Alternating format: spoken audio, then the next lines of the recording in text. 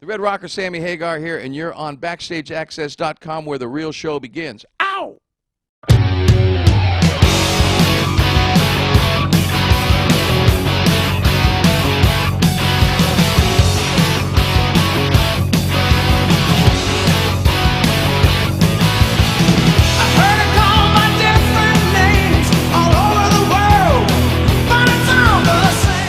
Backstage Access, we're here at Canadian Music Week with the one and only Rock and Roll Hall of Famer, entrepreneur, businesses galore. Guy has a new book called Red. You have to go get it. It's coming out on Tuesday. The one and only Sammy Hagar. Sammy, man, thanks for talking to us today. Thank you. Happy to be here. Appreciate it. You, like I said, long and illustrious musical career, over 40 years. Why now to do this book? One thing, I kind of had time, Okay. you know, and I have been like just either on tour or doing something, so I didn't want to put out a book and not have time to go out and do a book tour, which I understand that's what you got to do. Right. And I've never done anything like that. I've never even done in-stores for my CDs in my whole career. I've been too busy. You're on the road all the time, right? I didn't want to forget all this stuff. My mother passed a couple years ago, and that was a wake-up call. I said, you know what? I could call my mom. She had a memory like a safe, you know, so I could always say, Mom, you know, hey, what happened to Dad back in '43 or whatever, you know? And so I lost that. So I said, you know, I got to get this done. And I just went and dug in and spent 3 or 4 months of my life just thinking and writing this book. And I was just going to say, how long did the process go? Like, what was the idea that you had started doing this book? Was it when your mom passed? And then from there? Yeah, and then I started finding out how I was going to do it, who I was going to do it with. I decided I wanted to do a co-writer, but not in my own. But I wanted it to be in my own voice. So I'm telling this story. It could be. It's basically narrated in print, you know. And Joel Selwyn just brought things out of me. I needed a journalist that knew me well and knew a lot about music and the history of it, because I knew my dates were going to be off. Right. When I'm going, hey, you know, my girlfriend, I don't know what year that was. I was in, you know, I think 4th or 5th grade. He said, well, what was your favorite song on the radio? And I'd say, oh, you know, Satisfaction by the Stones or something. And he'd go, well, that was August 13th, you know, 1964. So that really helped make it chronologically correct. And we worked long and hard on this. I'm one of those guys, I'm really focused, you know, and then I just, as soon as it's done, I'm like, oh, you know, goodbye. Like, I'll never see you again. We're done, you know, once we're done.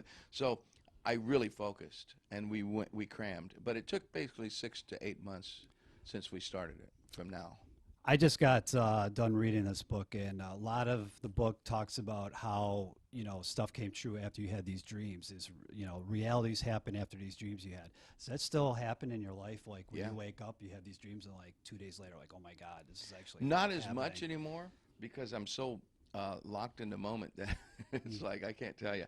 I'm really getting close to the right here and now, you know, which is a dream come true for me, to be focused on the moment and stop looking too much forward and stop looking too much behind and sitting around dwelling on, boy, I shouldn't have done that. Get over that, man. You did it, pal. Move forward, you know. I'm really beating myself up about that over the last 15 years of my life. So, but my wife and I, we still, you know, have goofy things happen, you know, like it's something about our synchronicity. When I first got with Kari, everything just started really happening really fast. We think it, and all of a sudden it happened.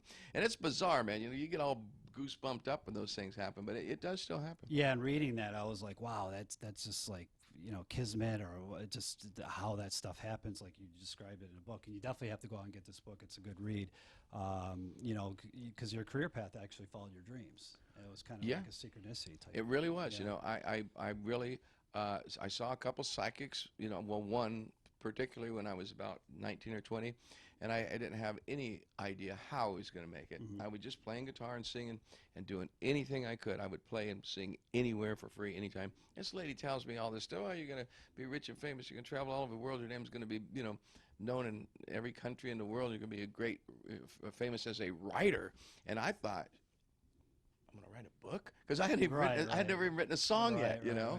And but it just, you know, it did set me on a positive path. And then it, sure enough, when I followed her advice, go to San Francisco. I went to San Francisco, man. Somebody tells you that. I borrowed enough money to fill the car with gas and get to San Francisco. That's how much I believe. So anyway, it was good. Two of the people in the book that possibly when they read this, if they read it, you know, it's not a there's some things in there that they might not like, and one being your ex-wife with all the, extramarital fun that you had back when, and other one would be Eddie Van Halen, your ex-bandmate. They're both going to read it. I'm ha- not forcing them. have you heard from, any comments regarding from either or? No, my sons from my previous marriage are real close with their mother, and I talk to her once in a while, and she knows. Over the years, it's I've been remarried now for together with Kari for 15 years or more. We've been together 20 years, but I mean married 15, and so she knows, but she's not going to like it, seeing it again and having it rubbed in her face and have the whole world know. But I asked my son about it, who's the closest to her. I said, Aaron, what's Mom going to think? And he goes, oh, Pop, man, she's not going to think any less of you than she already does. And I thought, that's horrible, but okay, I'll accept that. And he goes, she knows. She's talked to your friends and her friends, everybody. Even my sisters have stayed friends with her, and they've said, come on, you knew what was going on. You had to know. Right. But I wasn't, to let everybody know, I mean, when you read a book, you'll see I wasn't like a dog. Right. When the marriage, once it was over, I mean, I just hung in there because we had children, but it was over. You know what I mean? It wasn't like I was out there. That's when I started really getting into it. But for many years, I was a very faithful man. Well, what do you think about in rock and roll? No right. less. What do you think about Edward Van Halen? What do you think he's going to take out of this? Well, he's going to. Because I'm not sure the shape he was in during that tour, I'm not sure he remembers a lot of this stuff, So he's probably going to be kind of jolted. He's not going to like it. Alex is going to read it. He's not going to like it, but Alex will be going, that happened, So I didn't exaggerate. If anything, I sugarcoated it a little bit, folks, not because I was trying to be kind, but I didn't want to be mean, you know what I mean? It's like, but those guys, they know what happened, and I want the fans to know what happened, because they're always blaming me. That's the thing that always pissed me off about Van Halen. When I got kicked out of the band, they said, he quit, he didn't want to work anymore, we like to go on tours, what we do for. I'm going, these guys haven't toured, they haven't made a record since I left the band, basically. Hardly. And they always blame me, and they did the same thing to Roth when I was in the band. I realize now, I don't know who was right or wrong now, looking back after it happened to me too. So point is, I want the fans to know the truth. And I'm not don't take sides. An Eddie fan isn't going to hurt an Eddie fan. They're going to feel sorry for him. I think he's better now. I heard that he's, doing really good. I've seen pictures of him. He got his teeth back and everything. So hopefully he's doing just great, and it's all fine. And this will just be an ugly time in his life that I had to explain why I'm still not in that band. I had to explain why those shows were weird.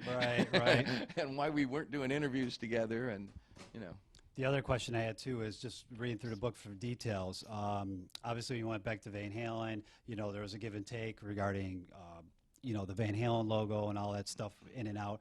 Do you still own any partnership with the band, even though you're not in it? Or no, any of the records I was on, the recordings, I get my royalty, my percentage of that. Any of the songwriting, I get my percentage of that. I own my own publishing part of it. I own my own part of the songwriting, and all that's fine. It just that I don't have any rights to tell them, they can use the Van Halen name without me, and they can go out on tour. I would, you know what? Even if I still own the 30% of that band that I owned, that I really, gave back to them for the Cobble Wobble logo and for their, I made a trade. I wasn't in the band anymore. I don't want to stop them. I'm not going to be one of those guys that sues them when they try to go out on tour. Even if I still own 30%, I wouldn't want one penny when they go on tour. I wouldn't want one penny of anything they do without me. If I'm involved, you sell a T-shirt with my picture on it, I want my percentage. I think he's doing okay with the Cabo Wabo. You're not struggling there. No, I'm not. And right. even if I was, I wouldn't prevent them from making a living. I would not. That's wrong. Right. That's what lawyers and record companies do to people and agents. I wouldn't do that. And I'm an artist. I'm on their side. And also, like a lot of the questions obviously have regarding the book. Acoustic guitar playing live. Do you still feel that kind of like, oh my God, that anxiousness, like you don't want to go out there and do it, but you do it? No, I do it. It's man, I can tell you, I can hit notes with a loud rock and roll band that I can never hit on acoustic guitar, with my voice. And I'm doing like Good Morning America and Howard Stern and all these shows in New York next weekend.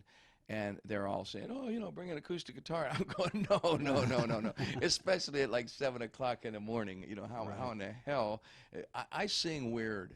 I don't sing correct. I scream my ass off. But you still have a great voice. Well, thank you very much. But it's passionate, and with acoustic guitar, I can't let it out. So I hold back, and it's not as good. I'm just not a great acoustic singer. Well, at least, hey, you admit that, but you get out there and you kick ass. If you've ever seen Sammy live, it's definitely a fun time. You got to do that. Oh, it's a fun time. Chickenfoot. You guys, what's going on with the album? What's going on with the tour? Is Chad going to be a part of that? Just the album? Is going to do the tour? What's going on there? Well, obviously Chad's not going to be able to tour with us. We're going to we're finishing the album now. I'm finishing my vocals. I got about 4 or 5 vocals to sing and about 3 lyrics to write. But it's coming great. Okay. I mean, it's really a great record. I'm not exaggerating. I love this band.